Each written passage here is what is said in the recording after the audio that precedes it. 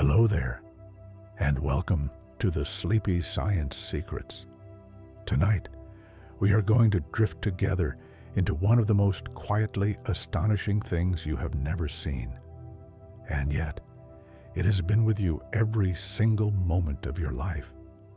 It wraps around the entire Earth like a soft, invisible breath.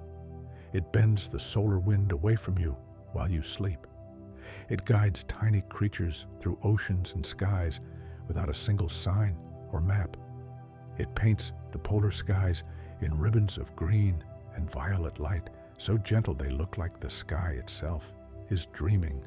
We are talking about Earth's magnetic field, this enormous, invisible, living thing that hums around our world, born deep in the molten heart of the planet, spinning slowly, shifting gently, keeping everything just exactly soft enough to be alive. Come and settle in. Let the weight of the day fall away from your shoulders. We are going to move through this story slowly, like warm water, and by the time we reach the end, you will feel how wonderfully, quietly held you are. Deep beneath your feet, far deeper than any tunnel or mine, the earth is liquid. Not like water, something heavier, something slow and ancient. A river of molten iron and nickel that has been flowing for billions of years without rest. This place is called the outer core, and it sits roughly 3,000 kilometers below the surface. You could never visit it. The pressure alone would be unimaginable, but you can feel its work every single day without knowing it. The outer core is where Earth's magnetic field is born. Somewhere in all that slow, swirling metal, something happens that science calls the geodynamo, a name that sounds almost musical if you say it softly to yourself. The geodynamo. It is the engine at the center of everything tonight. Imagine those rivers of liquid iron turning and folding around each other in the dark. The earth is spinning, and the liquid iron spins with it, but not all at the same speed, and not all in the same direction. Some currents rise, others fall, some spiral, and in all that slow, swirling motion, something extraordinary happens. Electrical currents begin to flow, and electrical currents flowing in loops create something else, a magnetic field. The two things feed each other. The magnetic field pushes the currents, and the currents strengthen the magnetic field. Round and round, self-sustaining, like a song that keeps its own rhythm. This has been going on for at least 3.5 billion years. Scientists know this because certain ancient rocks, when they were formed, they captured the direction of the magnetic field at that moment, like a tiny frozen compass. When researchers find these rocks and read them carefully, they can trace the field back through time. 3.5 billion years of this invisible, quiet turning. Tonight, as you lie still, that same turning is happening. Right now, somewhere between 3,500 kilometers below you, rivers of liquid metal are moving. The geodynamo is running, and the field it creates is stretching up through the mantle, through the crust, through the ground you live on, out through the air, and far into space, surrounding everything. The shape of the magnetic field is something like a bar magnet, the kind you might have played with as a child, the one that makes iron filings stand up in curving lines on a piece of paper, but much, much larger. The field lines pour out from near the South Geographic Pole, arc through space in great invisible curves, and return near the North Geographic Pole. From far away in space, if you could see the field the way you can see light, our planet would look like a glowing seed with long, curving wings. Scientists call the region where Earth's magnetic field dominates space the magnetosphere. It begins about 1,000 kilometers above the surface and extends outward.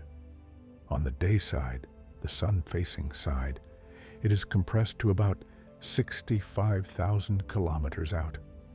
On the night side, away from the sun, it stretches into a long, trailing tail that reaches hundreds of thousands of kilometers into space, like a gentle comet tail made of nothing visible at all.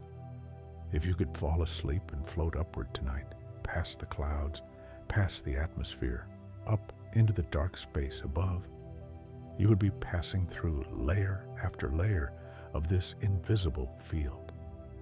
You would not feel it, not exactly. But sensitive instruments can measure it, and they show it shifting and pressing, stronger in some places, softer in others, always moving, always adjusting. The North Magnetic Pole is not the same as the geographic North Pole. The geographic pole is the point around which the Earth spins. The magnetic pole is where the field dips vertically into the ground, where a compass needle, if it could tilt freely in 3 dimensions, would point straight down.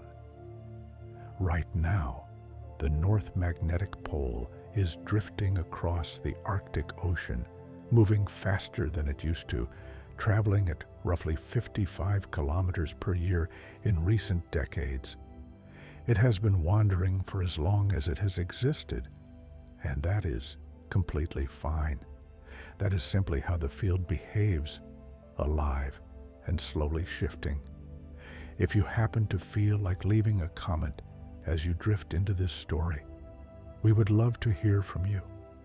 What is your favorite thing about the invisible forces that hold the world together? There are no wrong answers, just soft ones. The inner core of the Earth, by the way, is solid. It is a ball of mostly iron, about 1,200 kilometers across, sitting in the middle of all that liquid. It is under such immense pressure that even at temperatures hotter than the surface of the sun, it stays solid.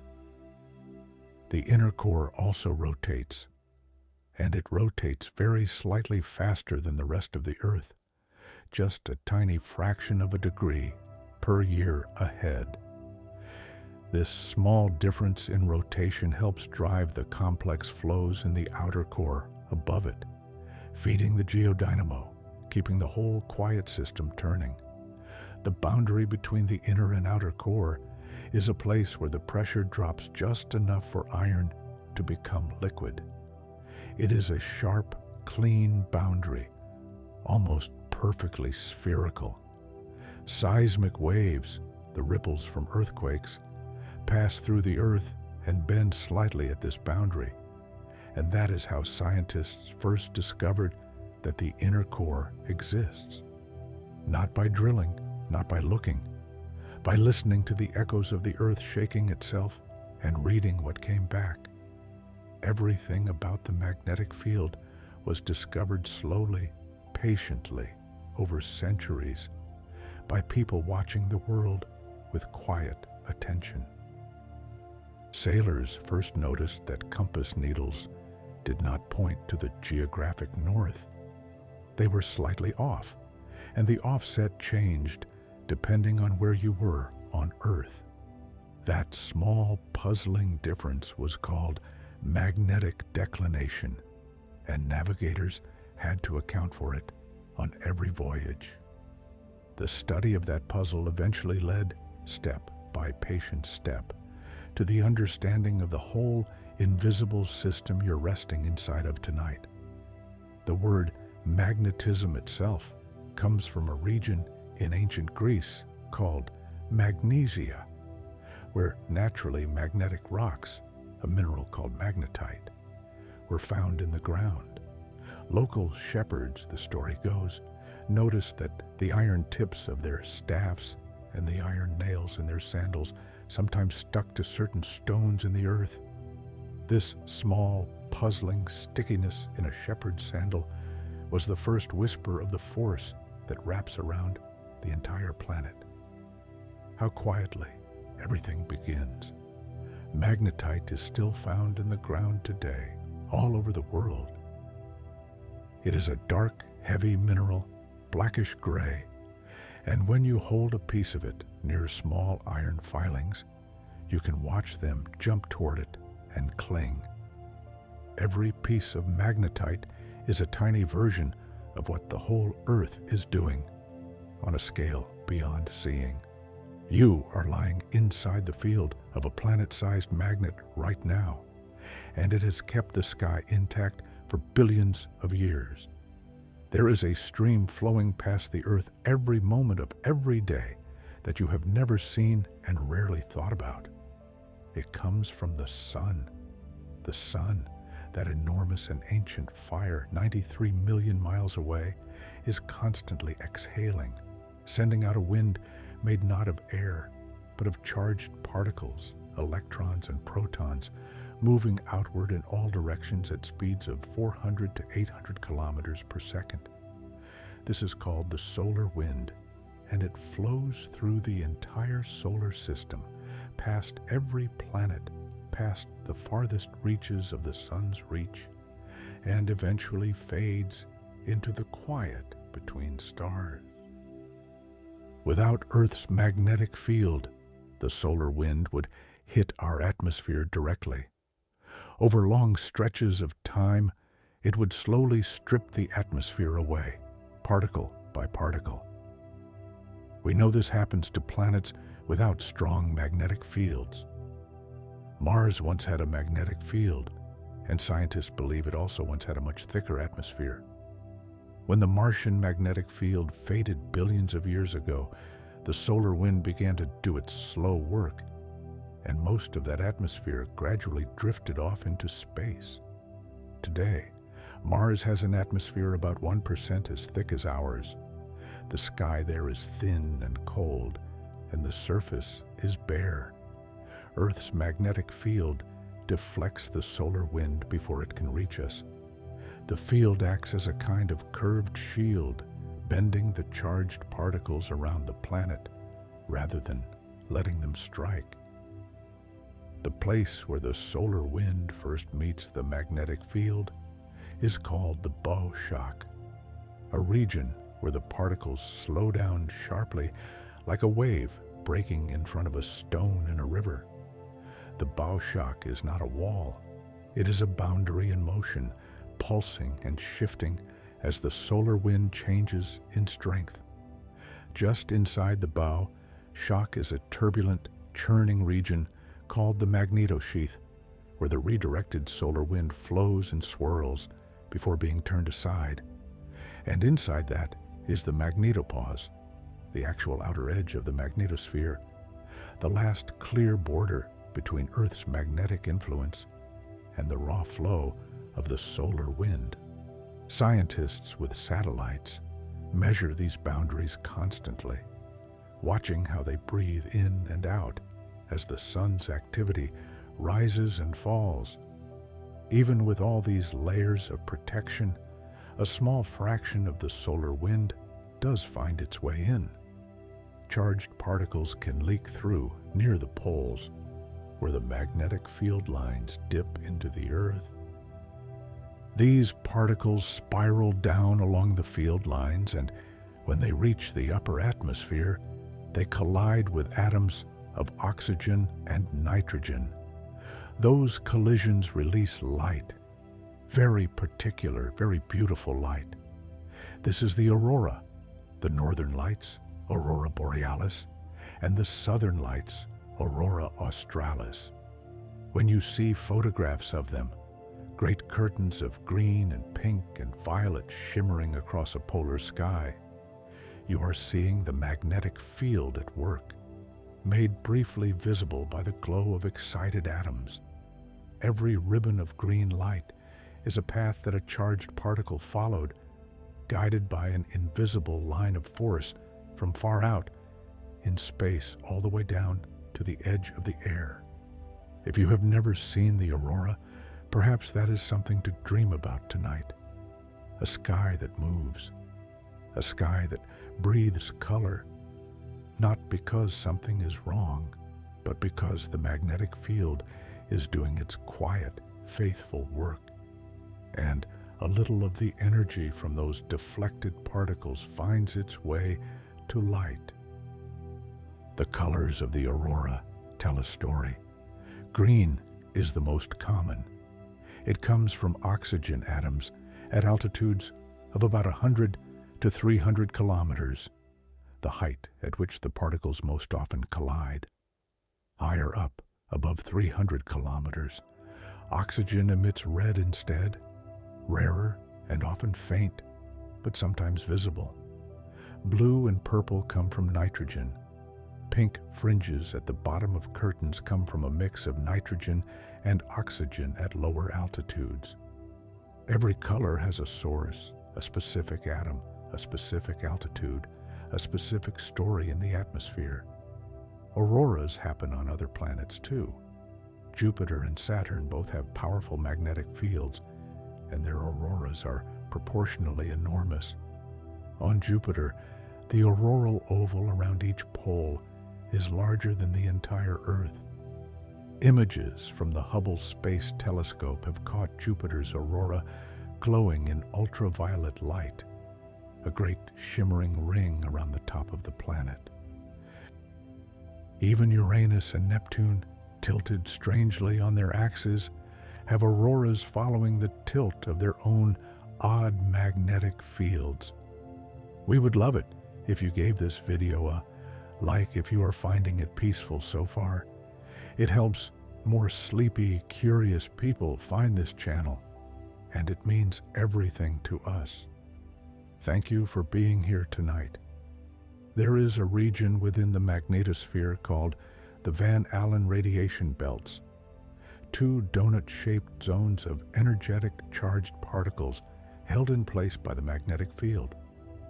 They were discovered in 1958 by a satellite called Explorer-1, which carried a simple Geiger counter designed to measure radiation. As the satellite moved through space, the counter suddenly went silent in one region, not because there was nothing there, but because there was so much that the instrument was overwhelmed. The scientist James Van Allen understood what had happened, and the belts were named for him. The inner Van Allen belt sits roughly between 1,000 and 12,000 kilometers above the surface. The outer belt extends from about 13,000 to 60,000 kilometers out. The particles in these belts, mostly protons and electrons, bounce back and forth between the northern and southern magnetic poles along field lines like slow, silent tennis balls, taking minutes or hours to travel from one hemisphere to the other and back. Engineers who design satellites have to think carefully about the Van Allen belts. Spacecraft passing through them can accumulate charge, and that charge can damage electronics. Routes are planned to avoid the most intense regions when possible. Even GPS satellites, which orbit in the gap between the inner and outer belts, feel the edges of the radiation there. The invisible field that protects the surface can be energetic enough in certain regions to challenge the machines we send above it. At the surface, though, the field is soft and familiar. Its average strength at Earth's surface is about 50 microteslas, a unit of magnetic measurement. That is roughly 100 times weaker than a refrigerator magnet, and far, far weaker than the magnets in an MRI machine. You cannot feel it with your skin, but birds can feel it in their heads, and bees can feel it in their abdomens, and bacteria can feel it with tiny crystals inside their cells. The field is there, and life has been reading it for hundreds of millions of years. There is a small fish called a rainbow trout that can do something extraordinary. when it is ready to return to the stream where it hatched, sometimes after years at sea, sometimes after journeys of hundreds of miles. It navigates back with a precision that has astonished researchers for decades. Remove its ability to see, remove its ability to smell, and still, under controlled conditions, it can orient itself toward its home direction, home. Something in the fish is reading the magnetic field of the Earth and using it as a map.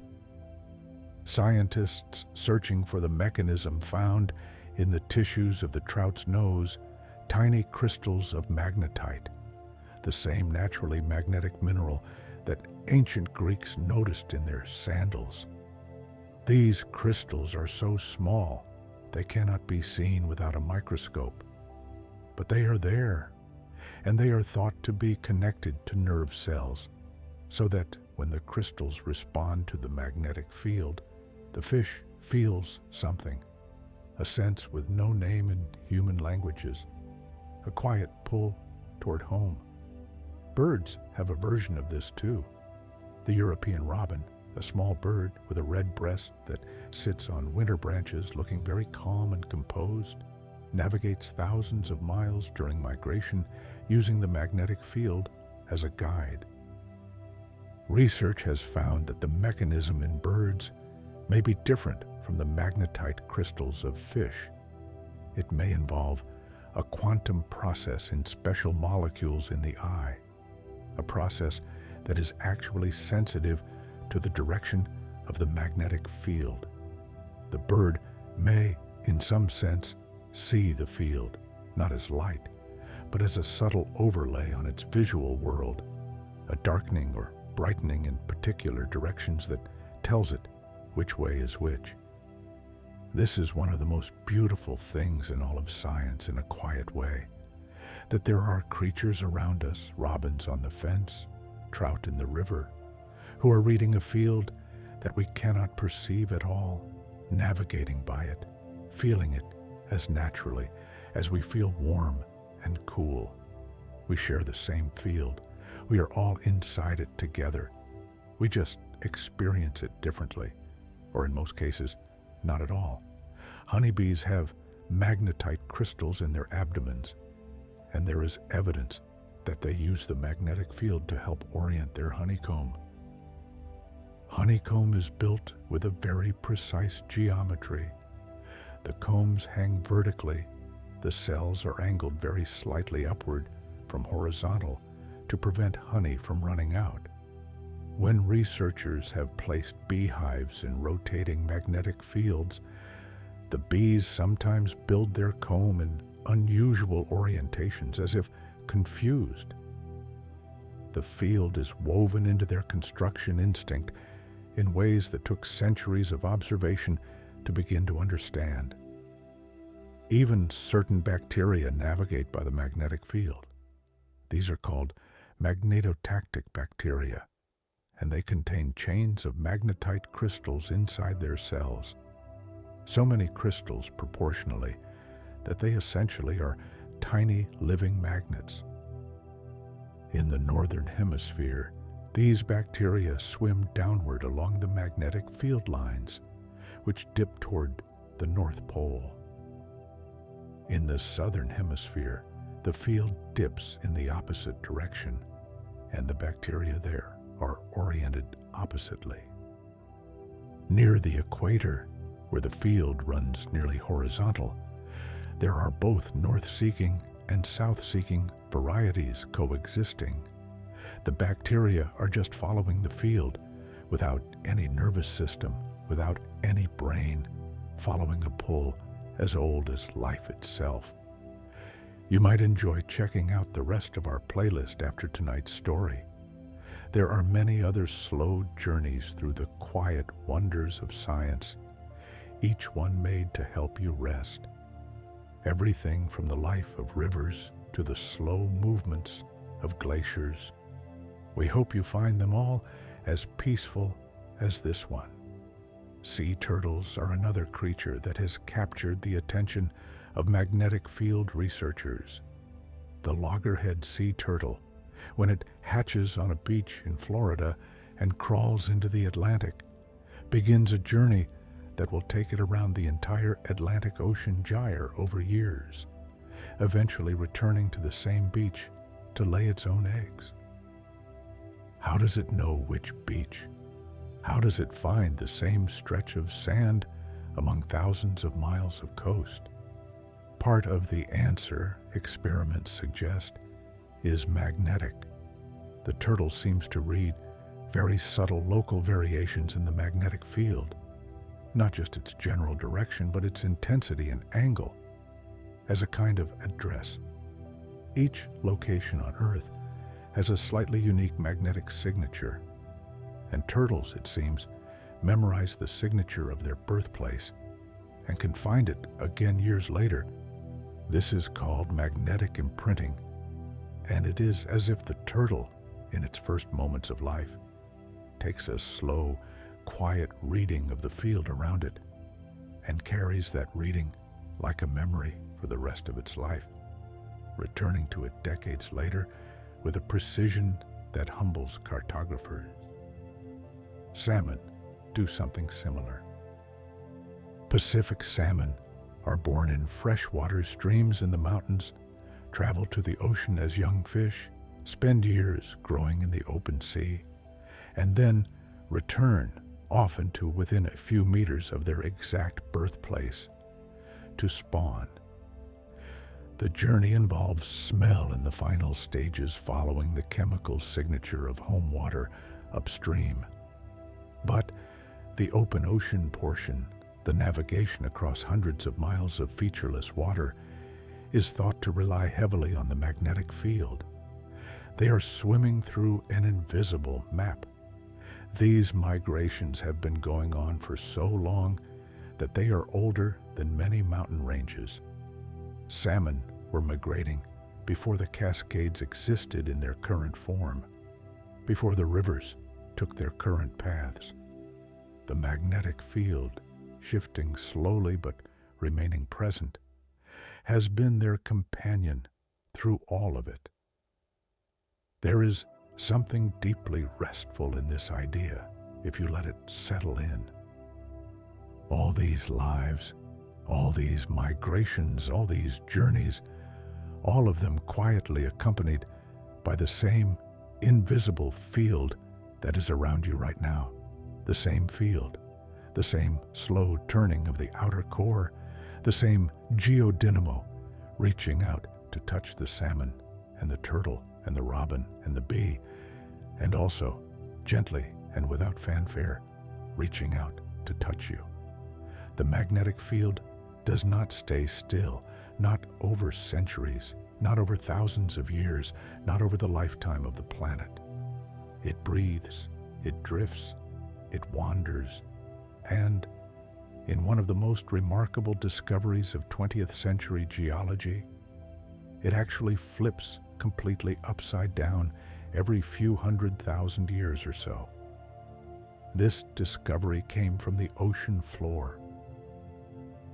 As molten rock wells up at the mid-ocean ridges, those enormous underwater mountain ranges that run down the center of the Atlantic and through the Pacific, and cools into solid basalt, the iron minerals in the rock freeze in alignment with the magnetic field at that moment.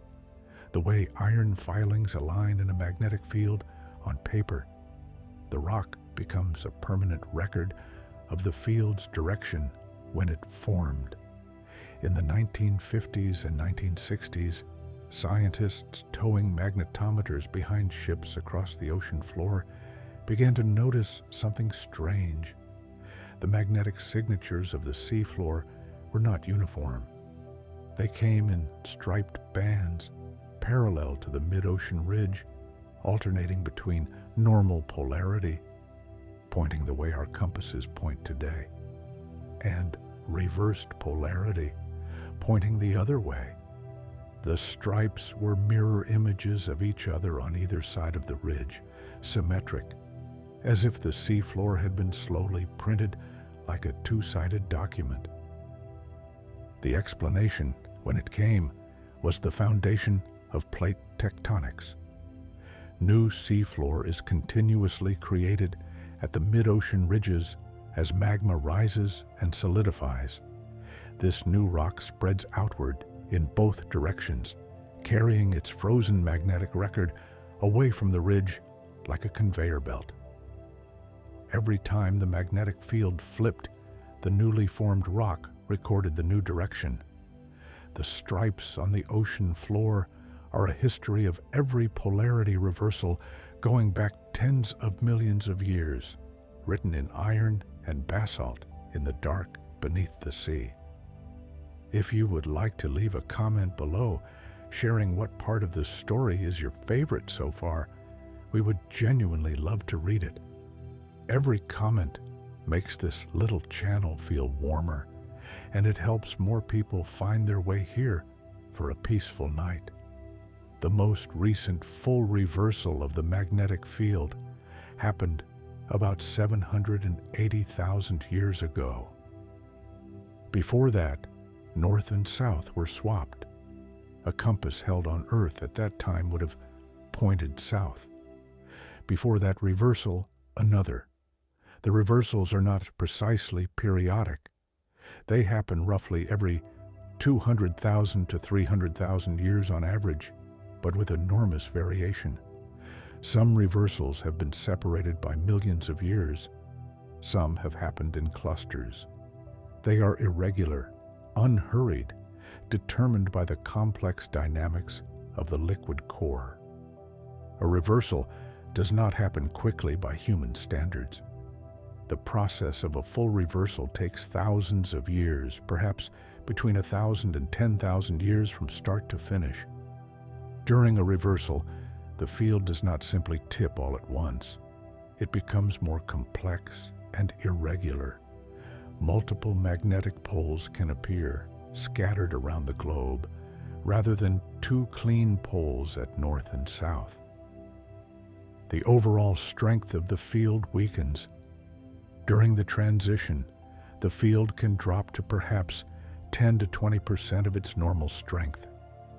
This weakening sometimes worries people, but the picture from the geological record is reassuring. Life has been through hundreds of these reversals. The fossil record shows no mass extinctions correlated with field reversals. The weaker field during transitions still provides substantial protection. The atmosphere itself provides additional shielding. Ultraviolet radiation from the sun is blocked by the ozone layer, which is maintained by chemical processes rather than purely by the magnetic field. We are currently in a period where the field is measurably weaker than it was a few thousand years ago, down perhaps 10% in the last 2 centuries. This has been noticed and studied, and some researchers wonder if we might be entering the early stages of a reversal. Others point out that the field has had weak periods before without reversing. Either way, the process, if it happens, will be slow and gentle on human timescales. There is a region in the South Atlantic, roughly off the coast of Brazil, where the magnetic field is particularly weak right now. It is called the South Atlantic Anomaly, and satellites passing over it receive slightly higher doses of radiation because the field's shielding is thinner there. The anomaly has been growing slowly for decades.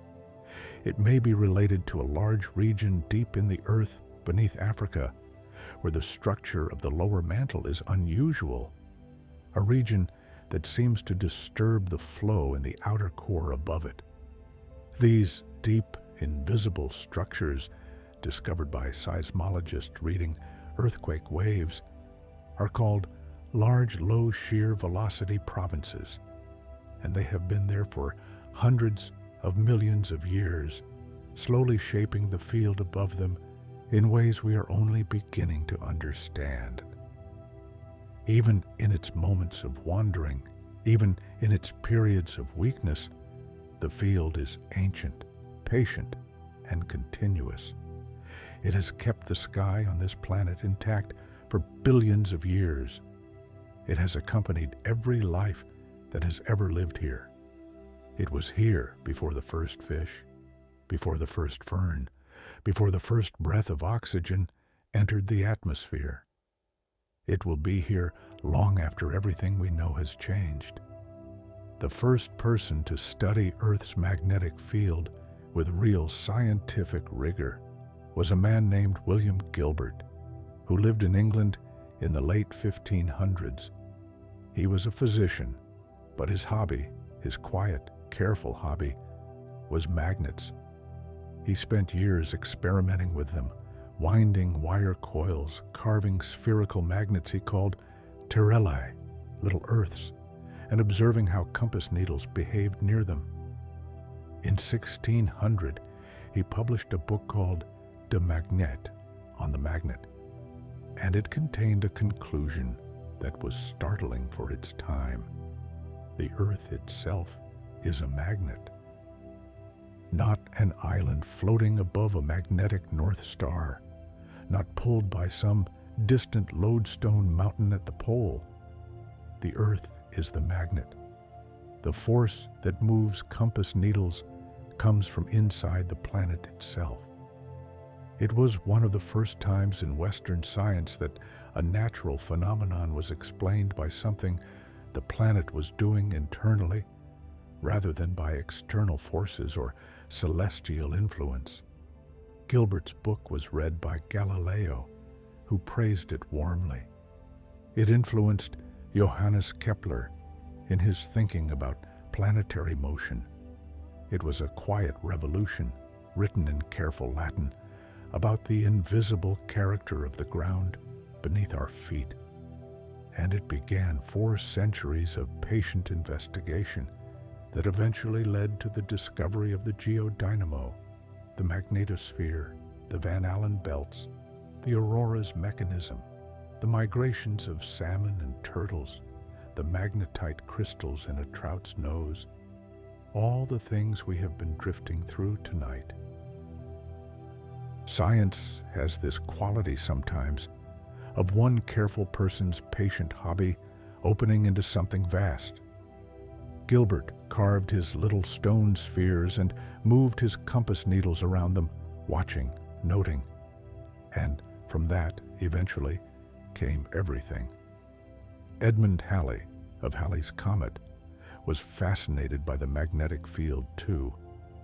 In the late 1600s and early 1700s, he made several voyages on a ship called the Paramour, collecting magnetic measurements from across the Atlantic Ocean, trying to map the field. He published the first magnetic chart, a map of the Atlantic showing the lines of magnetic declination, how much a compass deviates from true north at each location. It was drawn from hundreds of careful observations taken on a rolling ship, and it was the first attempt to map something invisible across an ocean. Halley also proposed, in 1692, a theory that the Earth had multiple nested spheres rotating at different speeds, and that the magnetic field came from some kind of emission between these shells. He was wrong about the mechanism, but he was asking exactly the right question, and the asking of it was beautiful. He looked at the field drifting slowly westward over the decades. He had noticed that magnetic declination was changing over time, and he tried to explain it. That westward drift is still observed today. The whole pattern of the magnetic field drifts slowly westward, a few tenths of a degree per year, driven by the flows in the outer core. Carl Friedrich Gauss, the German mathematician, made the field mathematical in the 1830s. Working with a colleague named Wilhelm Weber, he set up a worldwide network of magnetic observatories, perhaps the first globally coordinated scientific measurement effort in history. And collected simultaneous magnetic readings from around the planet. From these readings, he developed a mathematical framework for describing the entire field as a set of harmonics, like a complex chord played by the Earth. That framework, refined and extended, is still the basis for how the field is described and modeled today. There are now dozens of magnetic observatories around the world continuously monitoring the field. There are also dedicated satellite missions. The European Space Agency's Swarm constellation, 3 satellites flying in precise formation, taking detailed measurements of the field from space.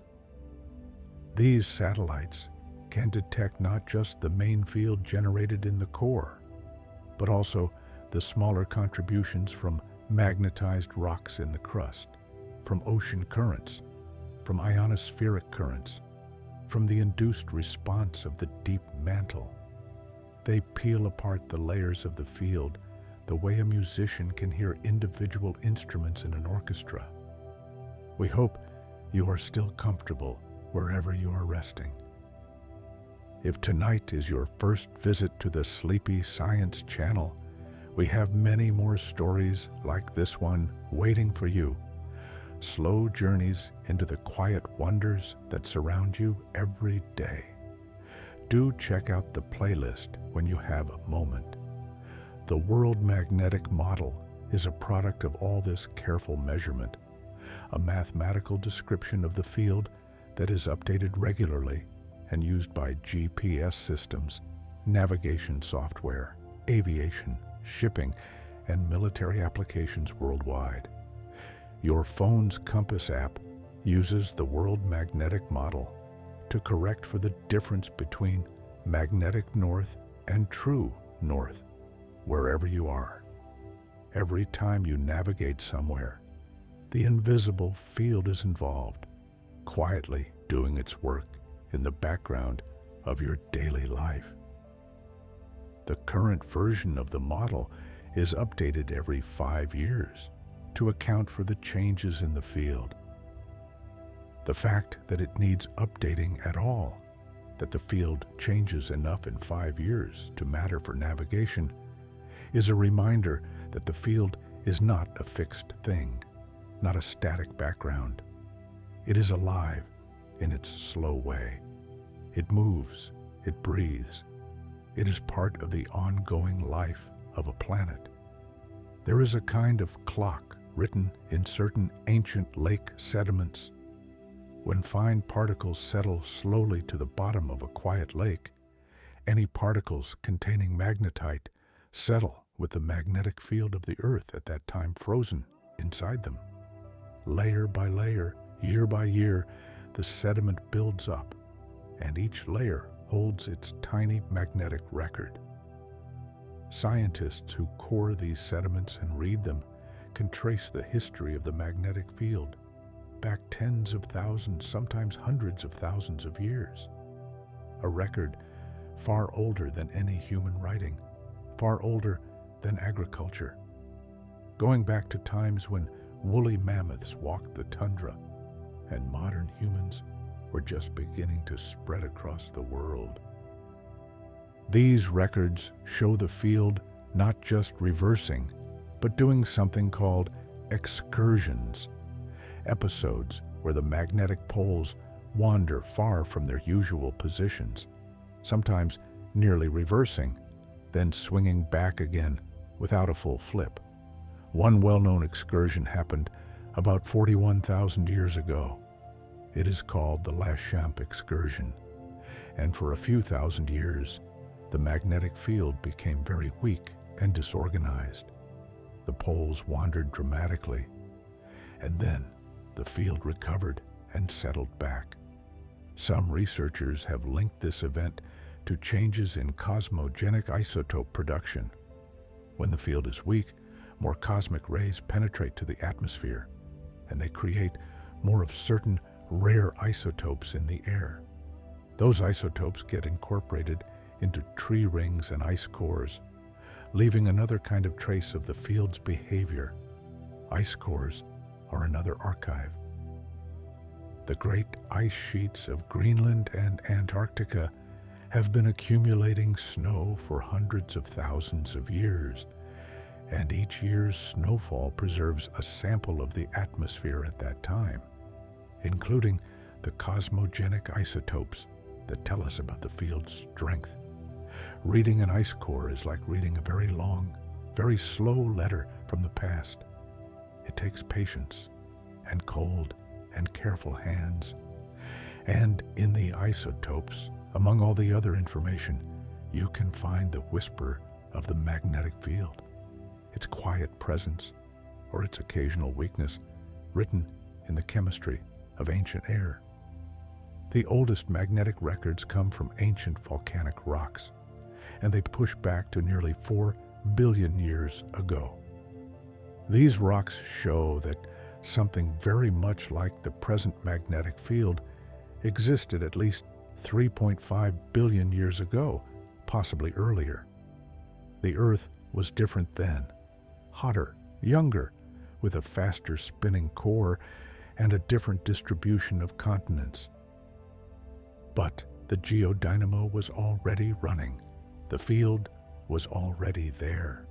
Some scientists have proposed that the magnetic field played a role in the origin of life. Early life needed protection from ultraviolet radiation from the sun, which can break apart the complex molecules that life depends on. The atmosphere was thinner in those early days, and the ozone layer had not yet built up. The magnetic field's deflection of the solar wind and the shielding of the atmosphere from the most energetic particles may have helped create sheltered niches, perhaps shallow coastal waters, perhaps hydrothermal vents on the seafloor, where chemistry could become biology without being torn apart by radiation. This is speculative, gentle, and wonderful to think about as you rest. The idea that the slow turning of liquid iron in the dark heart of the planet may have been one of the conditions that allowed the first living molecule to persist long enough to make a copy of itself. The field, not just protecting life as it exists now, but perhaps having helped coax it into existence in the first place.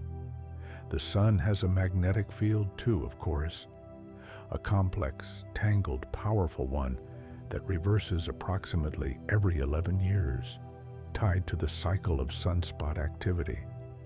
When the sun's magnetic field is highly active, sunspots appear on the solar surface where field lines poke through, and solar flares and coronal mass ejections become more common.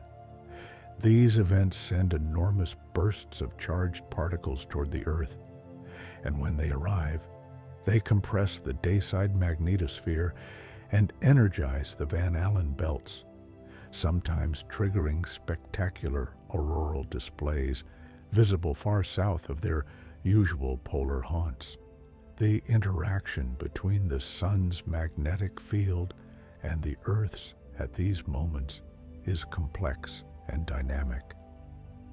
Sometimes the solar field and the Earth's field point in opposite directions at the boundary, and they can briefly connect, a process called magnetic reconnection, releasing energy and allowing more solar particles to flow into the magnetosphere. Reconnection happens at the dayside boundary and also in the long magnetospheric tail on the night side, where it can trigger sudden releases of energy called substorms that light up the auroral ovals in pulsating waves. All of this is happening right now, every day, every night, as you sleep. The sun is breathing out its solar wind, and the Earth's field is gently deflecting it, occasionally dancing with it, letting a little light through near the poles. The whole system is in constant, quiet communication. There is a plant called a magnetotactic protist, a single-celled organism discovered not long ago in marine sediments that takes the use of magnetism to an almost poetic extreme. It does not just contain magnetite crystals, it actually builds a perfect chain of them inside itself, aligned with mathematical precision. The chain acts as a compass needle inside a single cell, always pointing the organism in the direction of the local field. The organism uses this to orient itself. In the northern hemisphere, the field lines dip downward, and the bacteria use their internal compass to swim downward into the sediment, away from the oxygen-rich water above and toward the oxygen-poor water they prefer. What is remarkable is that this is not learned behavior. There is no nervous system, no memory, no decision. It is pure physics, a crystal chain responding to a field, pulling the cell through the water the way a needle swings to point north. And yet, the result is navigation. The result is a living thing going where it needs to go. Life found the magnetic field very early, wove it into its own structure, and has been using it ever since. When you look at a migratory bird flying south, or a sea turtle swimming in a long, curving arc across an ocean, or a honeybee dancing on a comb to tell other bees which direction the flowers are, all of these contain some echo of that first, simple, magnetotactic cell, pointing itself along a field line in an ancient, quiet sea. The magnetic field is so woven into the fabric of life that some researchers believe all animals, including humans, may have traces of magnetite in our tissues. Studies have found magnetite crystals in the human brain, in the ethmoid bone at the base of the nose, in various other tissues. Whether these crystals are functional, whether they allow humans to sense the field in some dim and unused way, is not yet clear. Some intriguing experiments have suggested that human brain waves may respond to rotating magnetic fields in ways that are not fully explained. But the research is early and cautious and ongoing. Perhaps somewhere in the background of your awareness, there is a whisper of the field, not a direction you can name, not a feeling you have ever had reason to notice, but something. The crystals are there, small and ancient and patient, just as they are in the salmon and the turtle and the bee. We would love a like on this video if it is helping you feel peaceful tonight. It genuinely helps us continue making these quiet journeys, and we are grateful for every single one. There is a beautiful phenomenon called geomagnetically induced currents. When the sun sends a strong coronal mass ejection and it strikes the magnetosphere, the rapid change in the magnetic field induces electrical currents in anything long and conductive on the ground. Power lines, pipelines, telegraph wires, back when those existed. The first great recorded example of this was the Carrington event of 1859, when a massive solar storm hit the Earth and telegraph systems across North America and Europe went haywire. Sparks flying from equipment, operators getting electric shocks, some telegraph lines continuing to transmit messages with no batteries connected at all, powered purely by the current induced in the wires by the changing magnetic field. The auroras during the Carrington event were visible as far south as the Caribbean. People who had never seen the northern lights saw a sky full of color. Miners in the Rocky Mountains woke in the middle of the night, thinking it was dawn. It was one of the most dramatic displays of the magnetic field's activity in recorded history. And it happened peacefully, beautifully, with light. Modern power grids and long pipelines take geomagnetically induced currents very seriously, because a Carrington scale event today could potentially disrupt electrical infrastructure over large areas. Space weather forecasting, the science of predicting the sun's activity and its effects on the magnetosphere, has grown into an important discipline precisely because of this quiet vulnerability. We live inside a magnetic field, and the field lives inside a larger story of the sun. The beauty of all this, resting inside it tonight, is that you are not just on a rock traveling through space. You are on a rock with a heartbeat, a slow, liquid heartbeat deep inside. And that heartbeat makes a field, and the field makes a shield, and the shield makes a sky, and the sky makes a world. Each step in the chain is so much older than you, so much bigger than you, and so completely and quietly on your side. Compasses are one of humanity's oldest scientific instruments, and their history is a gentle story about curiosity leading to consequence. The first compasses were not needles on a pivot. They were pieces of magnetite, the naturally magnetic mineral, carved into the shape of a ladle or spoon and placed on a polished bronze plate so they could rotate freely. Chinese records from about the 2nd century CE describe these devices being used for divination, for aligning buildings according to feng shui principles, before anyone thought to use them for navigation. By around the 11th century, Chinese navigators were using magnetized needles floating on water or suspended on a silk thread to find north at sea. The technology spread westward along trade routes, and by the 12th and 13th centuries, European and Arab sailors were using the magnetic compass regularly. It transformed navigation in the same quiet way that GPS transformed it 800 years later. Suddenly, finding north was no longer a matter of watching the stars and hoping the sky was clear. You could sail in fog on cloudy nights in unfamiliar waters and still know which way was which. The compass made the age of exploration possible. Not just possible, but reliable. Long ocean voyages that would have been terrifying guesses became plannable journeys. The compass was behind every map made of the New World. Every trade route opened across the Indian Ocean. Every voyage that connected civilizations that had never known the other existed. All of that human history, the good and the difficult and the transformative, was navigated in part by the slow pull of the Earth's magnetic field. There is something touching about it when you think of it this way. A sailor in the 1400s, on a small wooden ship in the middle of the Atlantic, holds a small needle on a string.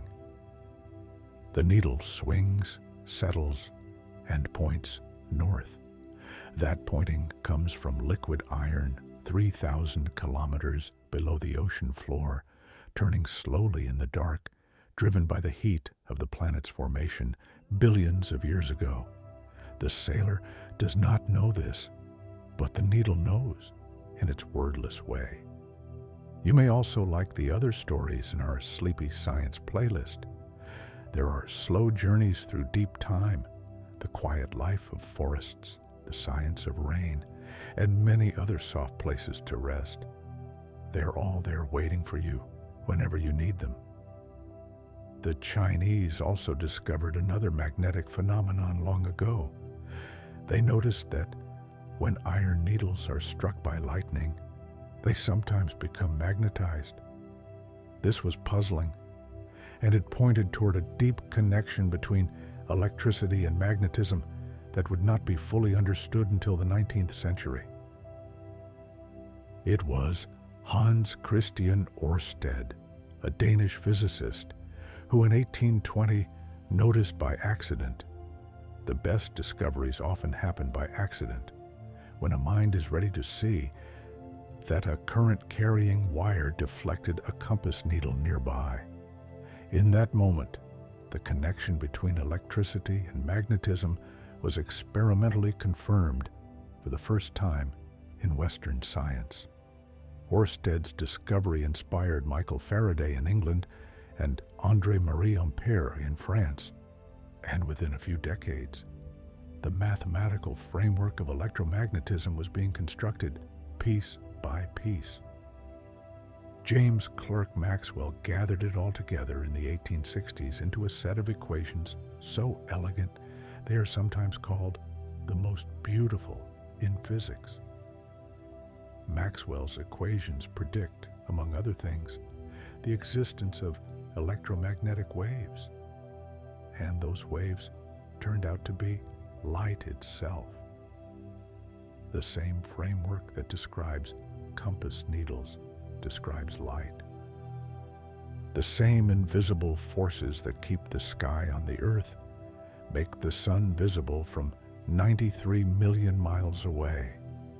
Faraday, who had no university education but had the gift of seeing clearly, proposed that magnetic effects happen not because magnets reach across empty space to touch each other, but because the space between them is filled with something.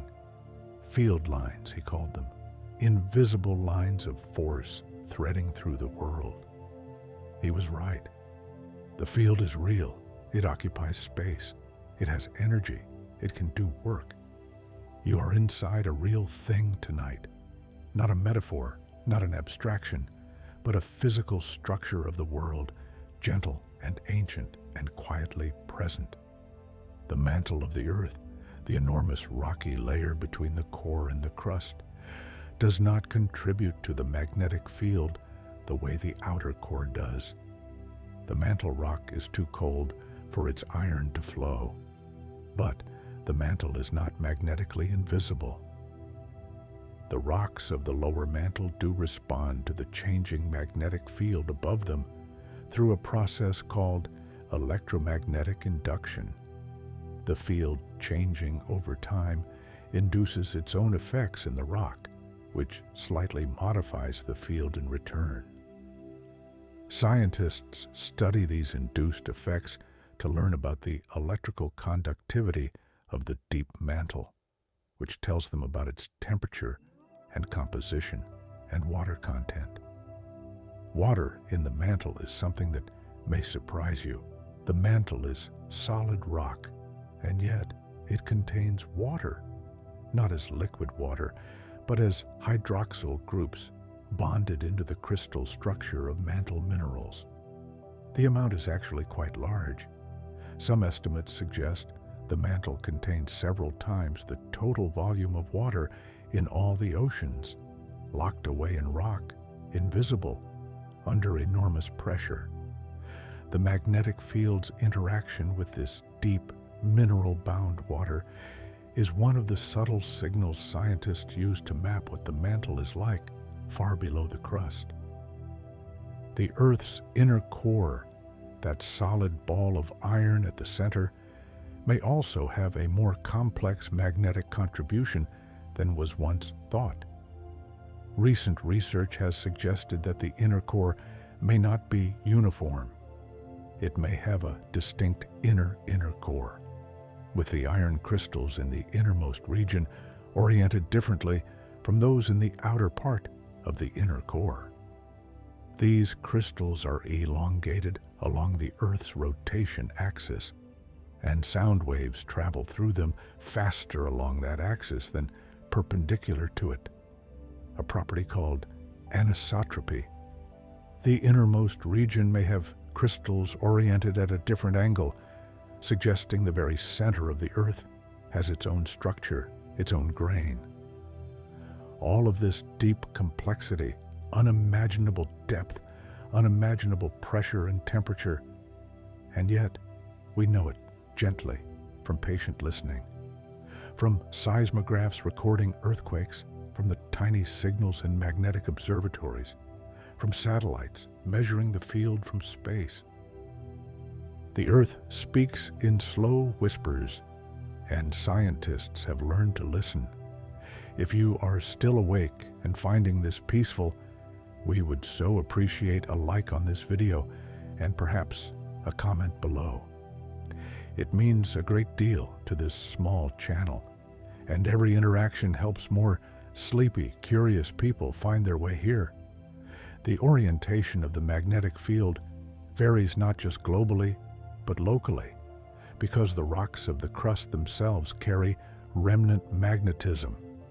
Every mountain range, every continental shelf, every ancient lava flow has its own magnetic signature from the time when it formed. These local signatures add small ripples onto the background of the main field. Geologists map these crustal magnetic anomalies, and they can reveal the structure of the rocks below without drilling. The type of rock, its depth, sometimes even ore deposits, because iron-rich ores are strongly magnetic. There are enormous crustal magnetic anomalies visible from satellites. One of the largest is in Central Africa, over a region of very ancient, iron-rich Precambrian rock. Another is visible over parts of Australia, over other ancient cratons, the oldest, thickest, most stable parts of the continents, geologically speaking. These anomalies are like fingerprints of deep time, the residue of ancient volcanic events that happened 1 billion or 2 billion years ago, preserved in the rock and in the quiet field above them. The ocean floor has its own anomalies too. Those symmetrical magnetic stripes we spoke of earlier, the record of the seafloor spreading and the field reversals. But there are also more irregular anomalies in the oceanic crust, associated with underwater volcanoes, with ancient spreading centers that have long since gone quiet, with the variability of the magma that form different parts of the crust. The ocean floor is magnetically mapped to a reasonable degree now, mostly from ship surveys, and its pattern is like a vast, complex quilt, each panel a piece of geological history. The magnetic field is, in this sense, a library. Everything that has happened on and in this planet has left some trace in the field or in the rock that records the field. The history of the ocean's movements, the history of the continents wandering, the history of the sun's behavior, all of it archived quietly in iron. There is a type of rock called pillow basalt, formed when lava erupts underwater, and the cold seawater quenches it instantly into rounded, pillow-shaped lobes. These rocks are found along mid-ocean ridges all over the world, and they are extraordinarily important to paleomagnetism, the study of the ancient magnetic field, because when basalt cools from lava, it freezes the field direction perfectly, like setting a jelly mold. Pillow basalts from the seafloor are among the clearest recorders of the field's history, each one a small, rounded archive of the moment it solidified. On land, ancient lava flows tell the same kind of story. The Columbia River basalts in the American Northwest were erupted over several million years in the Miocene, and the different flows record the field as it was at different times, including polarity reversals frozen in dark volcanic rock. Walking across those flows, if you could somehow see the invisible magnetic orientation in each layer, would be like walking through time, each step landing in a different era's field direction. The study of paleomagnetism was crucial to establishing the theory of plate tectonics in the 1950s and 1960s. The symmetrical magnetic stripes on the seafloor were the key evidence that convinced most of the scientific community that the ocean floor was really spreading away from the mid-ocean ridges and that the continents were really moving. Before that evidence, the idea that continents drift, proposed by Alfred Wegener in 1912, was widely dismissed as fantasy. The matching shapes of the continents, the identical fossils on opposite sides of the Atlantic, the matching mountain ranges, all of it was suggestive but not conclusive. The magnetic stripes on the ocean floor were conclusive. So the magnetic field not only protects us and guides the migrations of countless creatures, it also gave us the proof we needed to understand how the surface of the planet works. Without the magnetic field, we might have taken far longer to understand that we live on a world of moving plates, where mountains are built and oceans are born, and whole continents wander slowly across the face of the earth. This is one of those places where everything in science turns out to be connected to everything else, and you can feel it if you sit with it quietly for a moment. The magnet in a sailor's compass leads to Ørsted's observation of a deflected needle, leads to Maxwell's equations, leads to the understanding of light.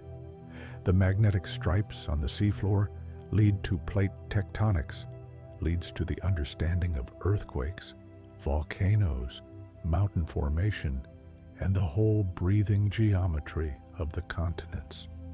One invisible field threading through everything, connecting everything, making sense of everything. Please do check the Sleepy Science playlist for more stories like this. There are journeys through the deep ocean, through the age of ice, through the chemistry of the sky. Each one is made to accompany you into rest, slowly, without hurry. The word declination, which we mentioned earlier, the angle between magnetic north and true north, was first called variation by early navigators, and keeping track of it was a serious practical concern. Different ports, different latitudes, different longitudes all had different variations, and a navigator who used the wrong value could be many miles off course without knowing it. The Portuguese developed systems for measuring and recording magnetic variation as they explored the Atlantic and Indian Oceans in the 1400s and 1500s, accumulating tables of values for different locations that were treated as valuable navigational secrets, not to be shared with rival nations. The variation also changes over time, slowly, as the field drifts. A value correct for one generation of sailors would be noticeably wrong for the next. Halley's voyage in the Paramour was partly motivated by the need to update the tables, to go out and measure the field again because it had drifted since the last measurements. The field requires continuous attention. It does not stay where you last found it. There is something very human about that. The need to keep measuring, keep updating, keep paying attention to a world that does not hold still. The field drifts, the poles wander, the strength changes, the local anomalies shift. And so, we keep measuring, carefully, continuously, generation after generation, satellites and ships and ground stations, always listening to the quiet voice of the planet. The inclination of the magnetic field, the angle at which the field lines dip into the Earth at any given location, also varies systematically. At the magnetic equator, the field runs nearly horizontal, parallel to the Earth's surface. At the magnetic poles, it dips vertically down. In between, the dip varies smoothly. For most of human history, sailors used this inclination as a rough guide to latitude. A freely swinging compass needle that could tilt up and down would tilt to the local inclination angle. giving a crude sense of how far north or south one was. Early navigators noted that their compass needles became harder to balance correctly as they sailed farther north, because the field was pulling them downward more steeply. There is a place in northern Canada, not far from Hudson Bay, where the magnetic field is locally so strong and unusual that compasses become unreliable.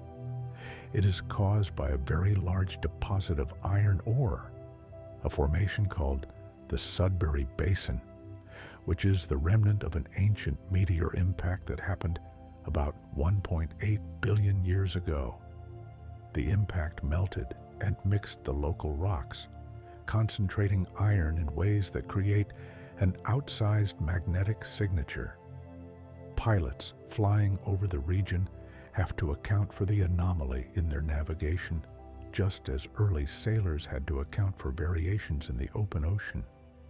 The Sudbury Basin is also notable for being one of the largest and best preserved impact structures on Earth. The impact that created it was enormous.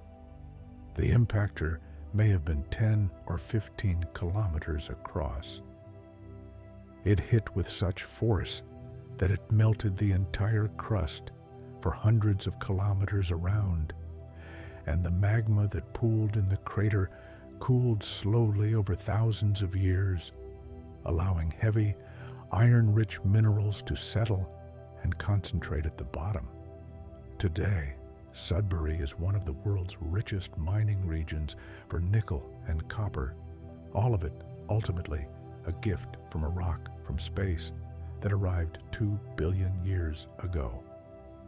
The connection between that ancient impact and the magnetic anomaly you would notice flying over northern Canada today is a reminder of how long the field has been there, quietly recording and reflecting everything that has happened to the surface of this planet. The field does not forget. The rocks that record it do not forget. The moon has no global magnetic field today, but it once may have had one. The Apollo astronauts brought back lunar rocks that are magnetized. They were magnetized when they cooled from impacts or volcanic activity, when the moon still had a liquid core and perhaps a weak dynamo. That dynamo faded long ago as the small moon cooled and its core solidified. But the memory is in the rock, the frozen direction of a field that has not existed for more than 1 billion years. Some of the lunar rocks show complex, multi-directional magnetic signatures that may reflect the chaos of early meteorite impacts. When a large impactor hits, the shock wave can scramble and then remagnetize the surrounding rock, leaving a complicated record. Reading lunar magnetism is a puzzle, but it is a puzzle that tells the story of an early solar system full of impacts and heat and change, slowly cooling into the quiet worlds we have today. Mars, as we mentioned, lost its magnetic field billions of years ago, but the crust of Mars is still magnetized in places, strongly so in some of the very ancient southern highlands.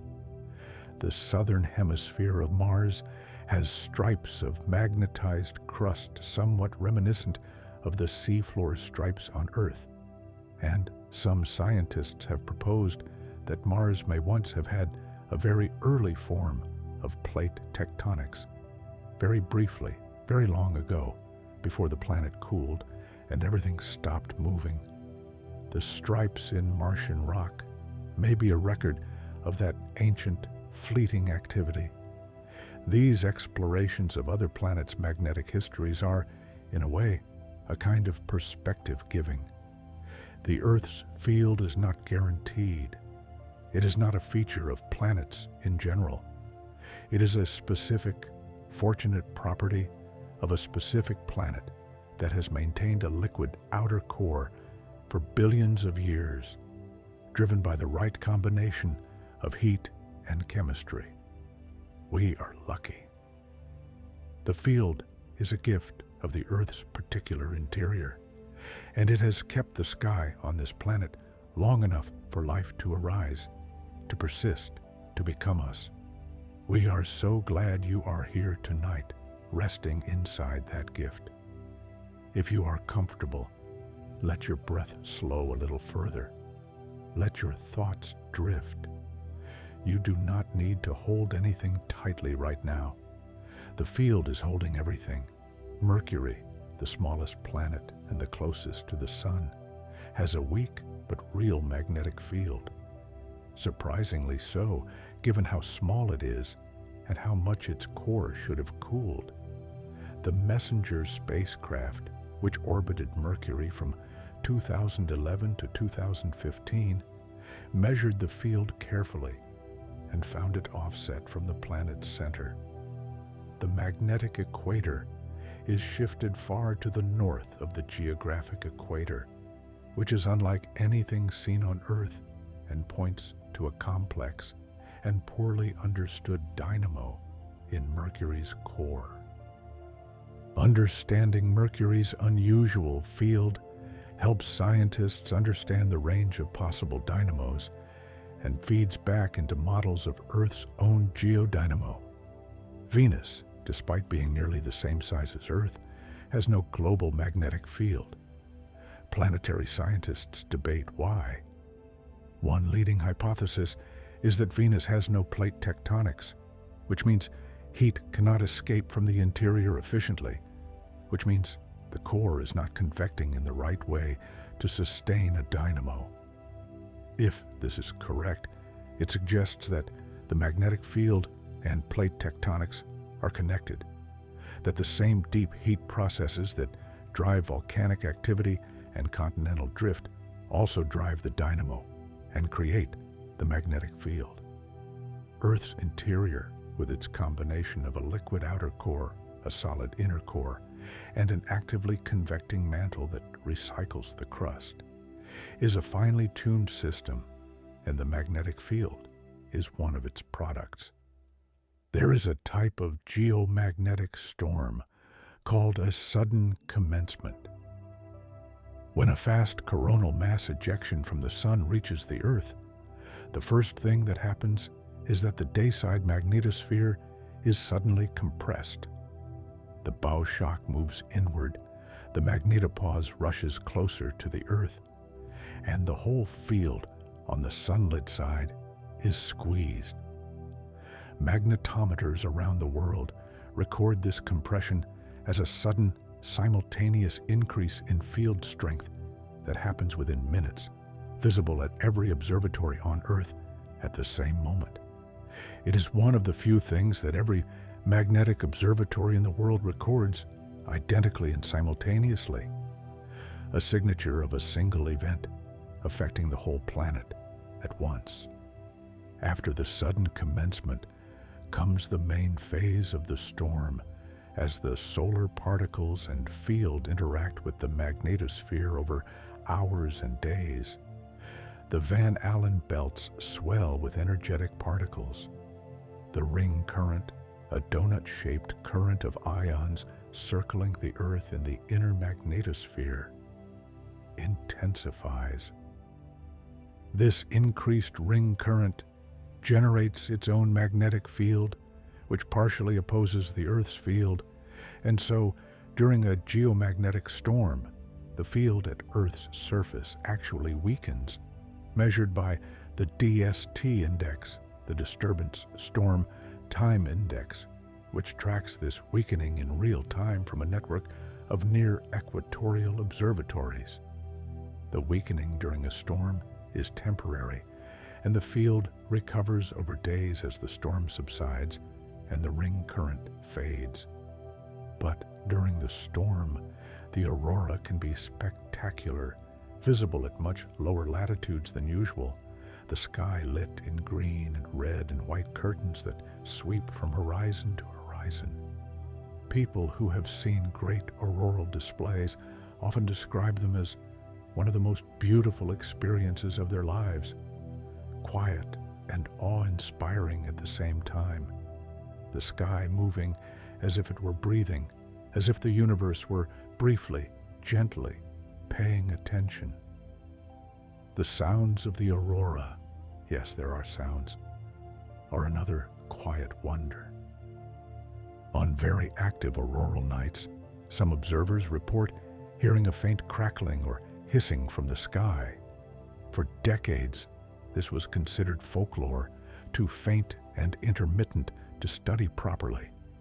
But recordings made in very quiet environments have captured these sounds, and research suggests they may be caused by electrical discharges very low in the atmosphere, triggered by the rapid changes in the local electric field during an auroral event. The sounds happen at an altitude of only about 70 meters above the ground, astonishingly low, far below the visible aurora itself. If you have enjoyed tonight's journey, a like and a comment would make our evening, and we would love to have you back again. There are many more slow, quiet stories in the Sleepy Science playlist, each one a gentle walk through something astonishing. We are so glad you found us. The 11-year solar cycle, the sunspot cycle, has been observed since the 1840s, though the pattern was noticed earlier. At solar maximum, the sun's surface is covered with sunspots, and solar flares and coronal mass ejections are more frequent. Auroras are more common and more intense. At solar minimum, the sun is quiet, spots are rare, and the magnetosphere is more peaceful. The cycle is driven by the winding up and tangling of the sun's own magnetic field as different latitudes on the solar surface rotate at different speeds. The current solar cycle began around December 2019, and the sun has been building toward its most active phase. Cycles vary in their intensity. Some solar maxima are much more active than others. Scientists track the cycle carefully, partly for the beauty of the auroras it produces, and partly because strong solar activity can affect satellite operations, GPS accuracy, and power grid stability in northern regions. Even at solar minimum, the field does its quiet work. The solar wind never stops, only slows. The magnetosphere is always there, always shaped by the wind pressing against it from the sunlit side. In the deep quiet of a solar minimum night, the magnetosphere is more spherical, more regular, the auroral ovals smaller and dimmer. And still the field hums, still the outer core turns, still the geodynamo runs. There is a phenomenon called the quiet time field, the state of the magnetosphere when there has been no solar activity for days, when the solar wind is slow and steady and gentle. In this state, the magnetosphere is almost perfectly described by the mathematical models. The ring current is at its quietest. The Van Allen belts are slightly less intense. Scientists value these quiet intervals because they allow the cleanest measurements of the internal field, the contribution from the core, with the fewest external disturbances. During quiet periods, the polar ionosphere glows very faintly with air glow, a soft, diffuse luminescence caused by chemical reactions in the upper atmosphere, the slow recombination of atoms that were separated by solar ultraviolet light during the day. Airglow is too faint to see with the naked eye in most conditions, but cameras sensitive to it can photograph it as a pale, soft wash of light across the sky, most visible in the tropics and subtropics. It has nothing to do with auroras. No charged particles, no magnetic field lines, just the quiet glow of air chemistry at the edge of the sky. Looking up at a dark night sky, it is possible to feel something like what all of this knowledge amounts to. You are at the bottom of an ocean of air, with a magnetic shell curving above it, with currents of charged particles spiraling along invisible lines in space, with the sun sending its slow wind past all of it, with the inner and outer Van Allen belts donut-shaped and full of bouncing particles, with the whole solar system wind blowing through the darkness beyond. And here you are, at this center of all this quiet complexity, lying still, breathing slowly, completely held. The magnetic field's protection is not perfect. A small fraction of cosmic rays, energetic particles from far outside the solar system, do penetrate the magnetic field and the atmosphere. At sea level, these cosmic rays are mostly absorbed, but at altitude, they are more present. Airline passengers on polar routes receive slightly higher doses of cosmic radiation than those flying at lower latitudes, partly because the field is weaker near the poles and the atmosphere is thinner. Frequent polar flyers are among the highest radiation-exposed groups in the general population, though the doses are still very small. The cosmic rays that do make it through to the surface do something useful, in addition to being a minor radiation source. When they strike nitrogen and oxygen atoms in the upper atmosphere, they create cosmogenic isotopes, carbon-14 being the most famous. Carbon-14 is absorbed by living organisms as long as they are alive, and when they die, the carbon-14 decays at a known rate.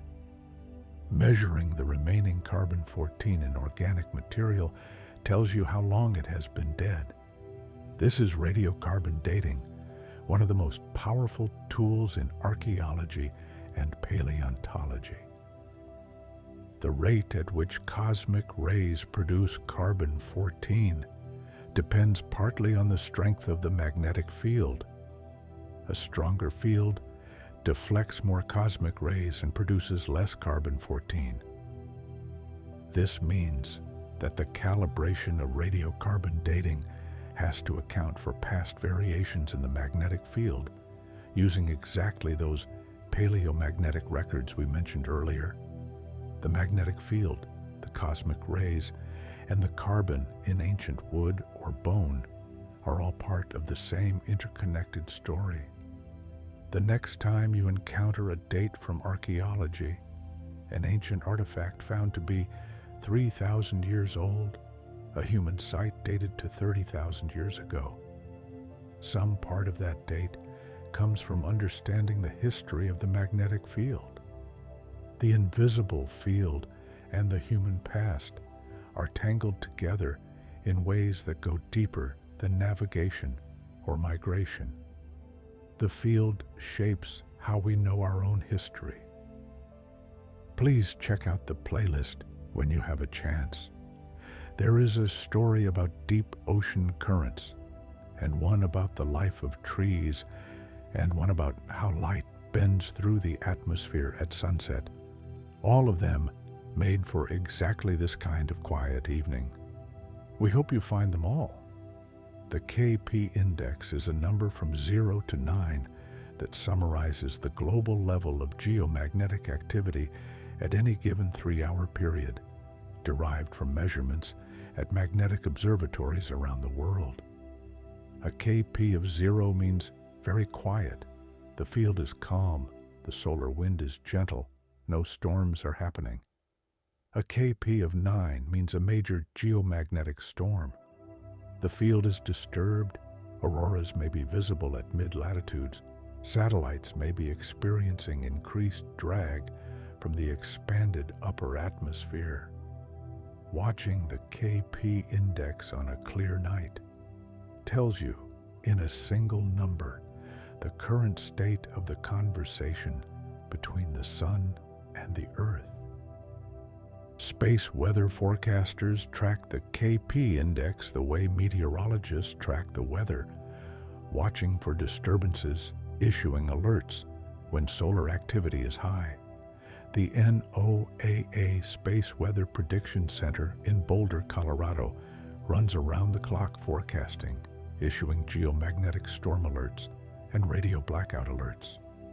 Pilots, satellite operators, GPS users, aurora chasers, power grid managers, all of them watch these forecasts, each for their own quiet reasons. There is an app, several apps, that will alert you when the KP index rises enough for auroras to be visible at your latitude. People set these alerts and wait, sometimes for months, for a night when the field is active and the sky is clear.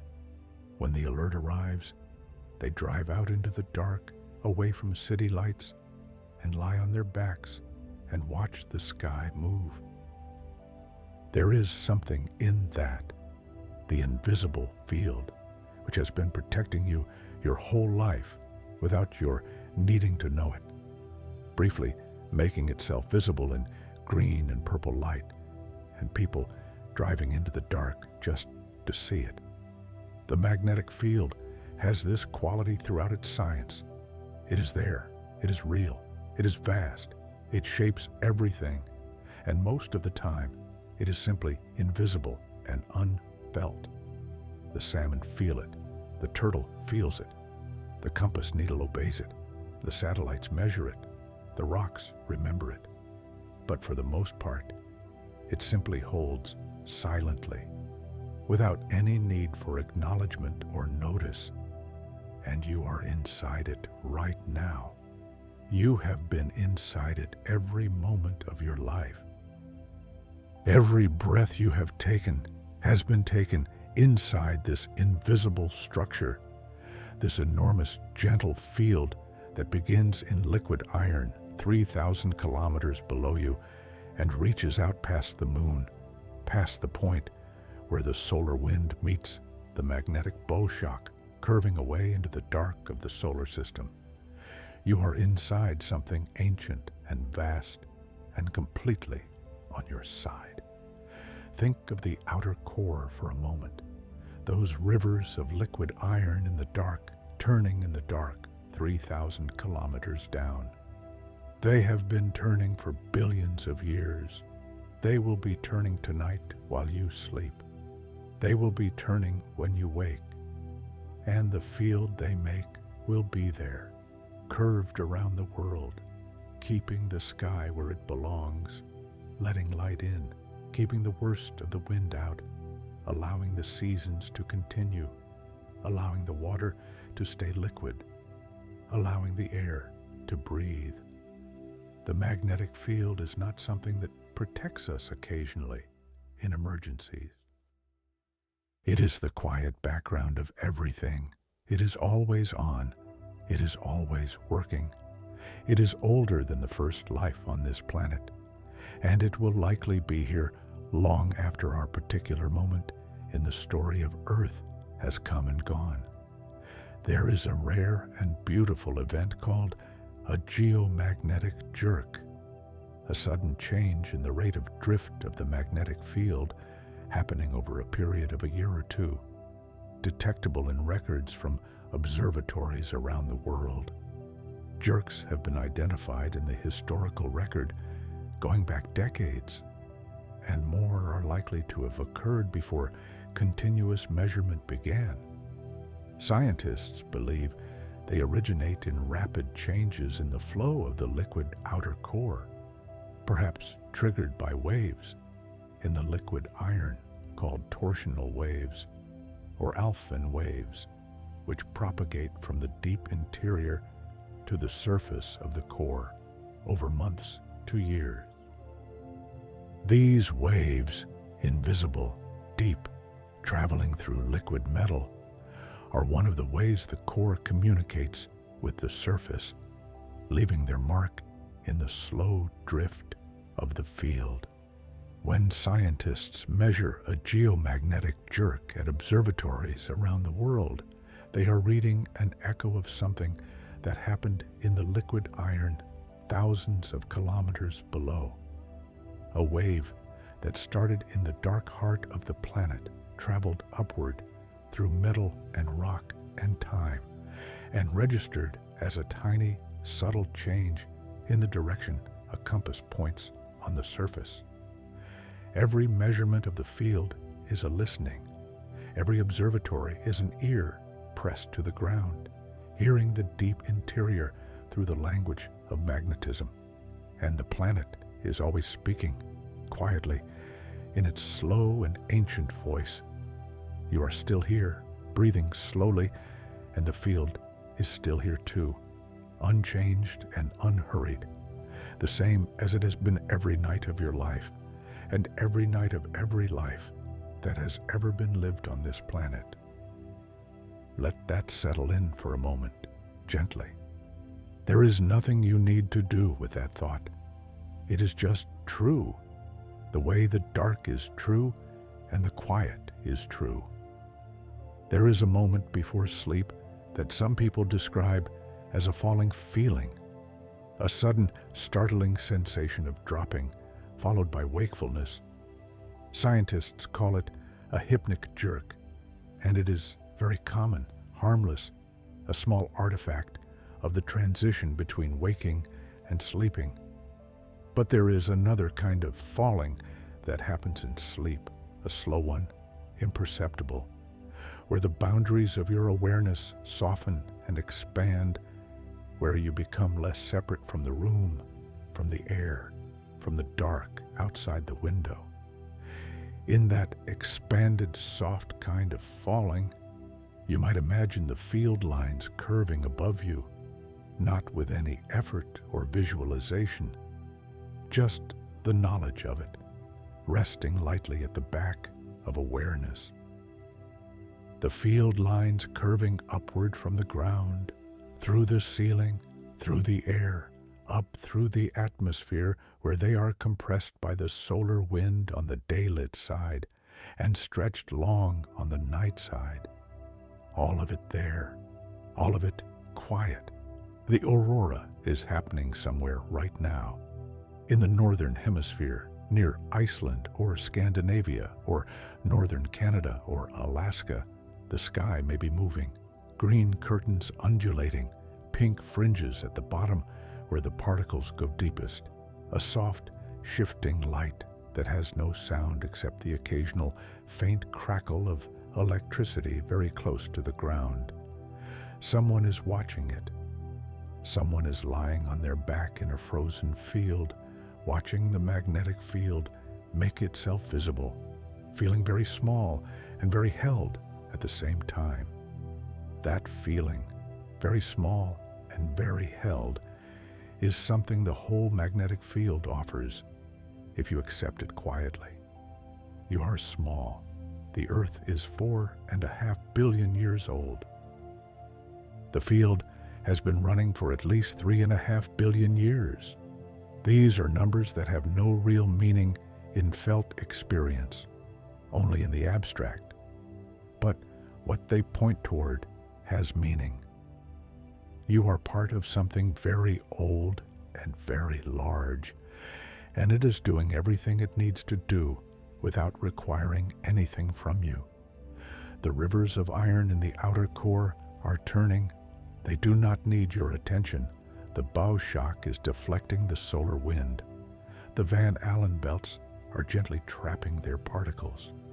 The salmon somewhere in the Pacific is reading the field and orienting itself, its whole small body tuned to the invisible music of the planet. The crystals in the bee's abdomen are aligned with the field as the hive settles into its nighttime quiet. The loggerhead turtle is swimming through dark water, its ancient, patient navigation continuing. And here you are, inside the field, held by the field. The same field that has been here since before the first breath of oxygen, before the first photosynthesizing cell, before the first animal moved through the first ancient sea. You did not arrive in the world unprotected.